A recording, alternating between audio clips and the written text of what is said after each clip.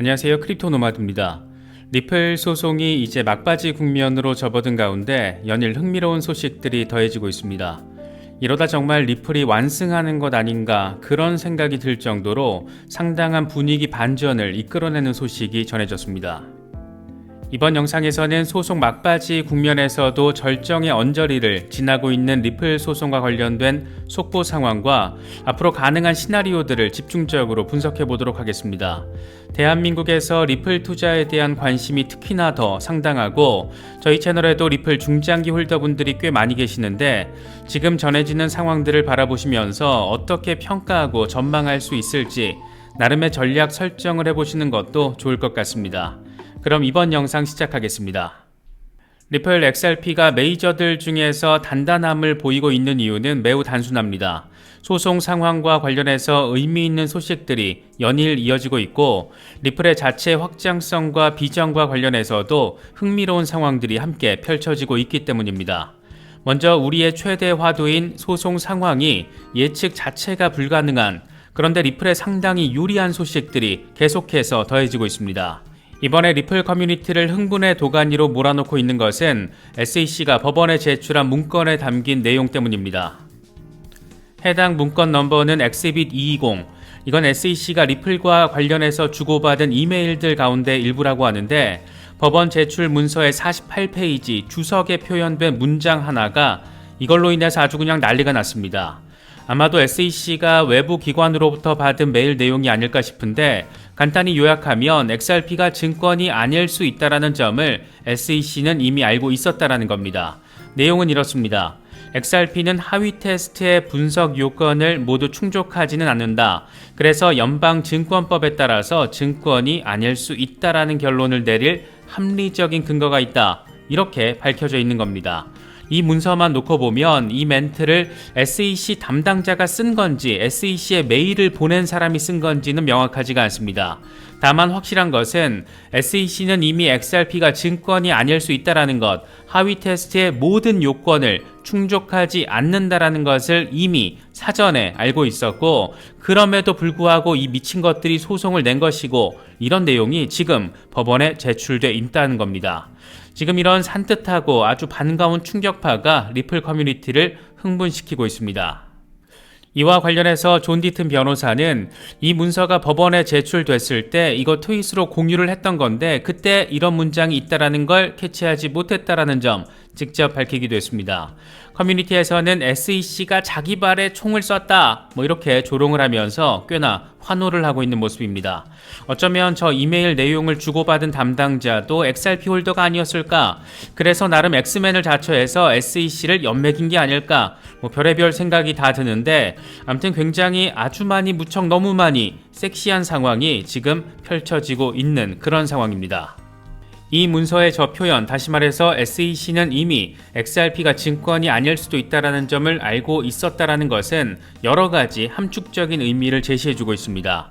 왜 힘먼 이메일이 공개되는 일정이 연장되도록 SEC뿐만 아니라 리플까지도 함께 요청을 한 건지 이걸 왜 법원이 거의 실시간으로 승인을 한 건지 조금은 이해가 되는 것 같기도 합니다. 상황을 간단히 정리하면 아날리사 토레스 판사는 힘먼 스피치를 공개하라 이렇게 명령을 했고 지난해 9월 법원 명령에 근거를 하면 이건 판결 21일 안에 공개가 돼야 하고 그래서 데드라인은 6월 6일로 예측이 됐습니다. 그런데 SEC와 더불어 의외로 리플까지 공개 일정 그러니까 힘먼 이메일 공개 일정을 일주일 연장해 달라고 요청을 했고 그러니까 SEC가 원했던 일주일 연장 요청에 리플이 동의한 셈이고 그래서 지금 상황에서는 6월 13일 안에 공개가 될 것으로 예상이 되고 있습니다.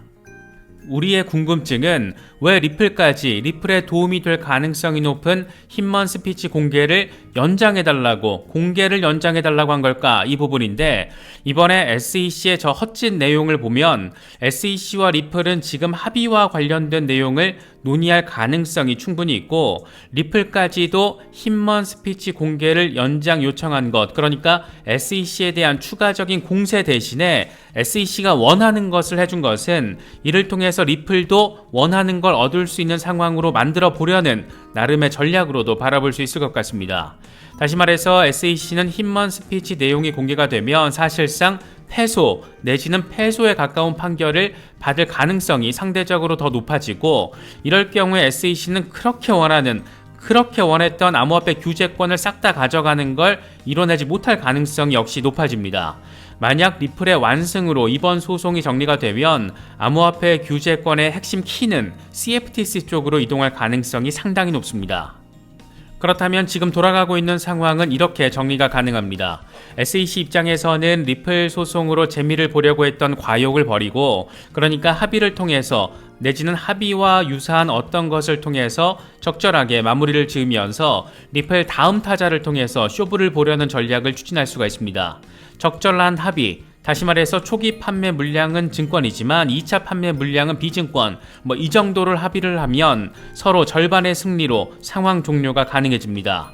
그러니까 SEC 입장에서는 지들이 직접 XRP가 증권이 아닐 수 있다는 것을 미리 알고 있었다는 점을 법원의 문서를 통해서 확인이 돼버린 만큼, 이런 상황에서는 잘하면 소송 자체가 기각, 여차하면 패소, 이렇게 되면 진짜 완전 개폭망 상황으로 이어지기 때문에 그 중간 지점으로 합의 내지는 합의와 유사한 수순의 논의를 진행하고 있을 가능성이 우세하지 않을까 개인적으로는 바라보고 있습니다.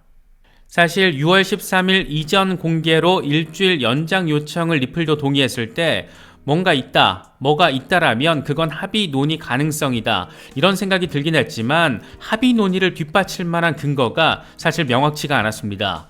그런데 이번에 공개된 엑시빗 220 문서, 다시 말해서 XRP가 증권이 아닐 수 있다는 것을 SEC가 알고 있었다는 내용을 담은 문건이 법원에 제출된 내용이다라는 것을 알고 나니까 어쩌면 합의와 관련된 기싸움을 양측이 지금 아주 빡세게 진행하고 있을 가능성 충분히 생각해 볼 수 있는 것 같습니다. 이번에 확인된 문건 내용을 보면 우리는 이런 합리적인 질문이 가능합니다. SEC 저 병신 또라이만도 못한 것들은 대체 왜 리플을 상대로 소송을 낸 것일까? 좋게 말하면 과거부터 지속되어 왔던 소송을 통한 일회성 집행규제, 이런 것의 반복이었다라고 표현할 수가 있고, 나쁘게 말하면 윌리엄 힘먼 저 미친 인간이 이더리움을 띄우기 위한 이더리움 얼라이언스의 목표를 실행하기 위해서 정치적으로 소송을 낸 것으로 표현할 수 있을 것 같습니다. 실제로 힘먼은 SEC로 오기 전에 일했던 심슨 대처 로펌으로부터 거액의 돈을 받았고, 심슨 대처는 이더리움 얼라이언스 멤버였고, 힘먼은 SEC에서 나온 뒤에 다시 심슨 대처로 돌아갔습니다. 상황과 결과에 따라서 SEC는 완전 글로벌 망신 수준이 아니라 권력기관으로서 신뢰도 추락을 경험해야 할 수도 있는 그런 상황입니다. 우리나라 같으면 아마도 기관 해체 요구까지 등장하지 않았을까, 그런 생각이 들기도 합니다. 소송 상황은 소송 상황대로 나이스하고, 리플은 리플 자체적인 캐파도 확실하게 보여주고 있습니다. 요즘 리플과 관련한 호재성 소식들이 워낙 많다 보니까 개인적으로는 이러다 정말 XRP 제대로 폭등하는 것 아닌가, 그런 기대감이 들기도 하는데, 먼저 주목할 만한 부분은 스위스의 디지털 자산 수탁기관 메타코를 전격 인수한 겁니다. 인수 금액은 2억 5천만 달러, 우리 돈으로 3,300억 원이 넘는 돈을 현금으로 때려박아서 인수를 해버렸습니다. 이와 관련해서 브래드 갈링하우스 CEO는 메타코 인수는 지난 1년 동안의 거래 가운데 최대 규모다, 이렇게 설명하기도 했습니다. 그러면서 다른 기업들이 문을 닫거나 해고 상황에 직면한 시점에서 이번 인수는 매우 중요한 신호라고 생각한다. 이건 또 리플의 포지션이 강력하고 공격적 플레이를 펼칠 거라는 신호다, 이렇게 자신감 있는 멘트를 더하기도 했습니다. 과연 메타코가 이렇게 큰 돈을 쏟아부을 정도의 가치가 있는 곳인가? 이런 부분은 메타코가 어떤 기업을 상대로 일을 해왔는지를 보면 대충 이해할 수 있지 않나 생각됩니다. 메타코는 2015년 설립 이후에 금융기관들의 디지털 자산 보관을 위한 다양한 서비스를 제공해 왔는데, 시티그룹, BNP 파리바, 소시에테 제네랄 이런 등등 세력급 수준의 자금을 굴리는 거대 금융기업들이 고객입니다. 모두 국경 간 송금과 관련된 기업이라는 점에서 리플이 왜 지금 타이밍에 큰 돈을 들여서 그것도 현금으로 메타코를 인수한 것인지 이해할 수 있는 부분입니다. 지긋지긋한 소송 이슈만 지나가면 리플의 비전이 꽤나 강력하게 펼쳐지지 않을까 개인적으로는 바라고 또 기대하고 있습니다. 요즘 CBDC 개발과 관련해서 전폭적인 움직임을 보이고 있는 홍콩 정부가 리플을 선택한 것 역시 상당한 의미 부여가 가능합니다. 홍콩 통화청이 디지털 홍콩 달러 파일럿 테스트에 착수했다라고 밝히면서 16개 파트너 기업 명단을 공개했는데 여기에 리플랩스가 이름을 올려서 시장의 관심을 이끌어냈습니다.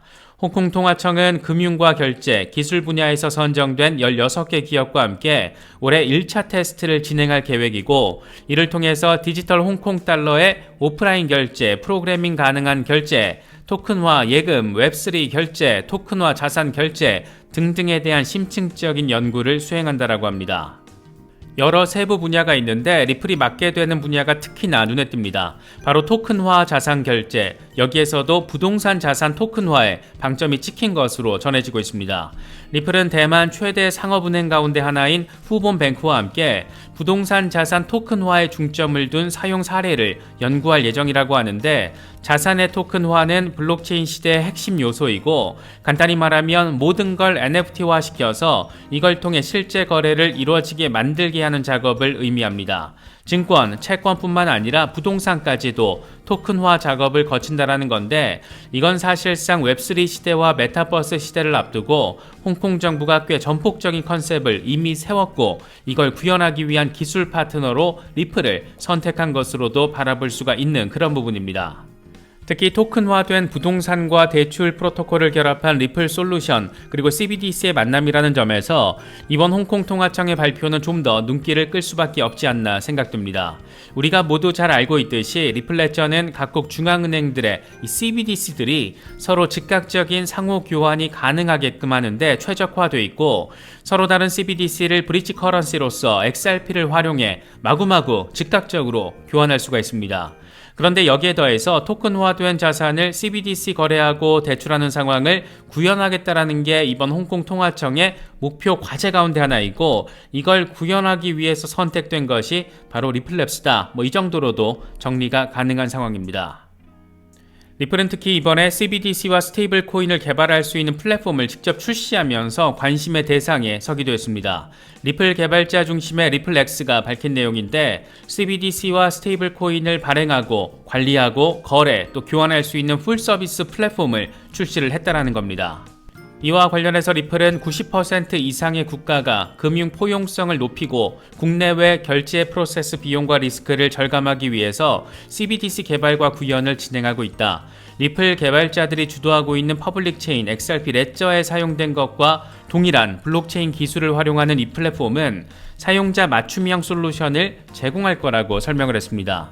이제 막 CBDC 시대 초입에 들어선 상황인데 아무나 들어와서 CBDC와 스테이블 코인을 손쉽게 만들 수 있는 플랫폼을 이렇게 출시시켜버린 리플, 이게 바로 리플의 현재이자 미래 단면이 아닐까 생각되기도 합니다.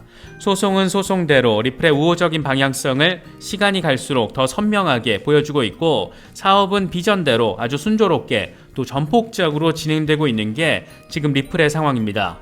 XRP 홀더분들은 소송 상황과 더불어서 기업 가치 측면에서도 리플을 바라보시면서 나름의 전략적인 접근 하실 수 있으면 좋겠습니다.